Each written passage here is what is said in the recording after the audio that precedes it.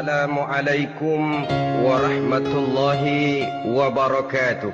Waalaikumsalam warahmatullahi wabarakatuh. Rezeki artinya pemberian, karunia, given. Bahkan Imam Ali Al-Jurjani menyatakan yang disebut rezeki adalah pemberian karunia, baik dia konkret maupun abstrak. Nah, kalau demikian soalnya, belum pernah sesaat pun dalam hidup kita ini rezeki pernah berhenti. Belum pernah. Sejak kita bangun tidur sampai kita tidur lagi, kata Mbak Surip,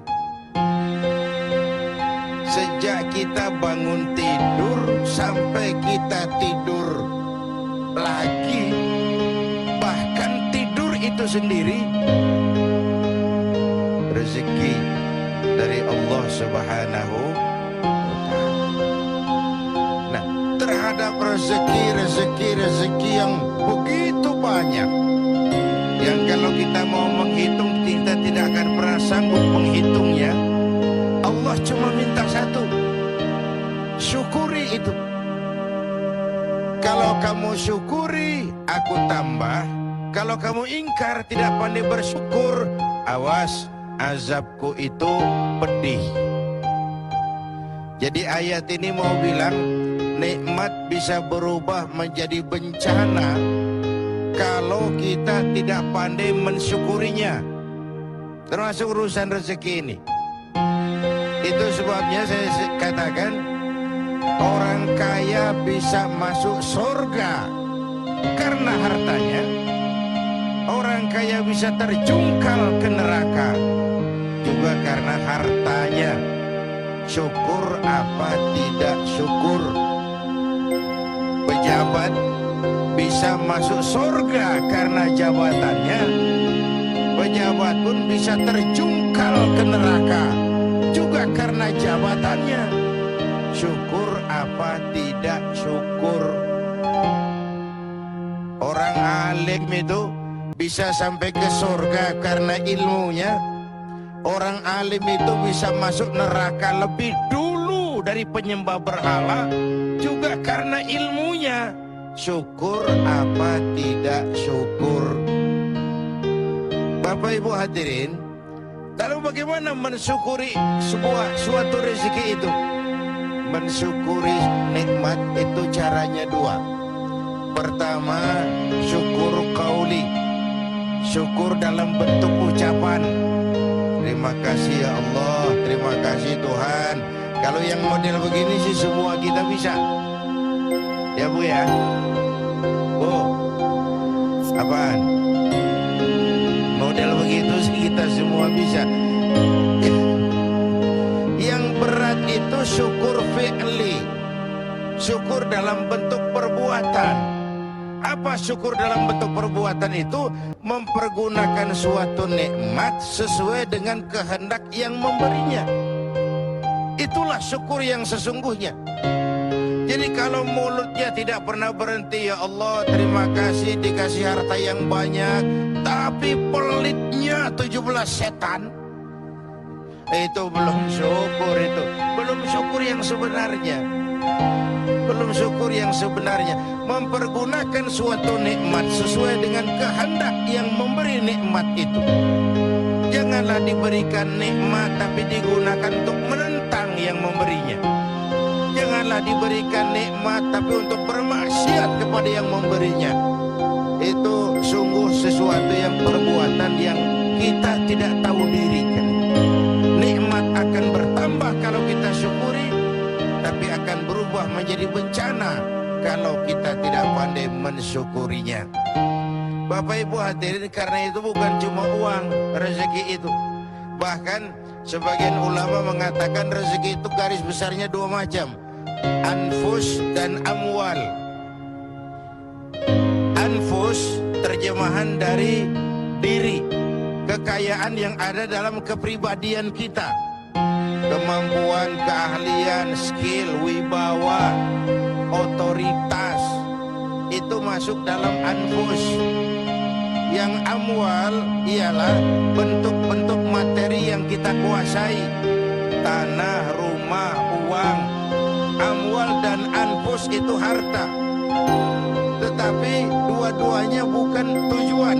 Dua-duanya hanya sekadar alat untuk mencapai tujuan. Yang alat harus dijadikan alat.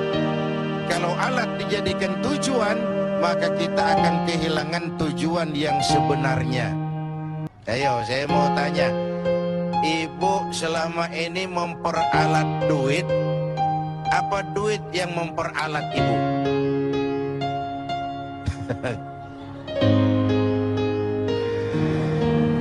Selama ini kita memperalat harta atau harta yang memperalat kita? Kita menggunakan dunia atau dunia menggunakan kita? Inilah kita menggunakan dunia. Kita mengendarai dunia dan bukan dunia yang mengendarai kita. Tadi saya katakan bahwa rezeki apapun bentuknya itu sekadar alat, bukan tujuan. Lalu apa tujuan kita? Tujuan kita itu dua. Pertama namanya tujuan jangka pendek, yaitu fid dunya hasanah. Itu tujuan jangka pendek, fid dunya hasanah. Yang kedua tujuan jangka panjang, wa fil akhirati hasanah. Kebahagiaan di dunia sebagai tujuan jangka pendek dan kebahagiaan akhirat sebagai tujuan jangka panjang. Untuk mencapai tujuan inilah kita menggunakan alat. Alat itu namanya rezeki. Jelas Pak? Jelas? Jadi rezeki ini untuk tujuan jangka pendek harus mengantarkan kita mencapai fid dunya hasanah. Untuk tujuan jangka panjang dia harus mengantar kita wa fil akhirati hasanah. Kebahagiaan di dunia dan kebahagiaan di akhirat. Alatnya rezeki ini, pangkat dan jabatan, kemampuan dan kewenangan, harta dan semua kekuatan materi yang kita miliki untuk tujuan jangka pendek harus membangun fid dunya hasanah. Tujuan jangka panjang menciptakan wa fil akhirati hasanah. Jelas Bu? Jelas? Apa yang jelas? Ya yang barusan itu. Yang barusan itu. Kita tidak sekedar punya tujuan jangka pendek dari hidup ini, kita punya tujuan jangka panjang. Karena ada tujuan jangka panjang, cara mencapai tujuan jangka pendeknya diwarnai oleh keyakinan tujuan jangka panjang. Maksudnya begini, iya saya kepengen punya rumah bagus, tapi kalau korupsi akhiratnya gimana? Ini loh, tidak terjebak menghalalkan cara. Karena orang yang tujuannya cuma fid dunia hasanah, pokoknya dunianya senang, itu mudah menghalalkan segala cara. Tapi kita punya wa fil akhirati hasanah, kebahagiaan di akhirat nanti. Ini yang mewarnai cara kita mencapai tujuan jangka pendek.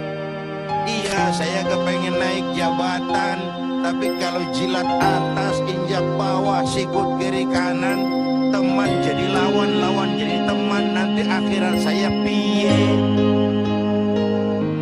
Iya, saya kepengen jadi banyak uang, tapi kalau makan renten, nipu orang, buka peternakan tuyul, nanti akhiratnya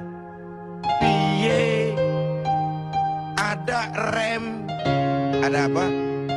Ada apa? Rem. Ibu mau nggak saya ajak ke Bandung? Mau? Mau pasti. Naik mobil? Mau? Gratis nggak bayar? Mau? Nggak pakai rem? Mau? Bablas, bunuh diri namanya. Jadi manusia tanpa keyakinan akhirat, mobil nggak ada remnya. Tujuan menghalalkan cara, dia mudah jatuh ke hal-hal seperti itu. Jadi rezeki yang diberikan Allah kepada kita untuk tujuan jangka pendek harus digunakan sebagai alat mencapai fid dunia hasanah. Untuk tujuan jangka panjang harus digunakan untuk mencapai wafil akhirati hasanah.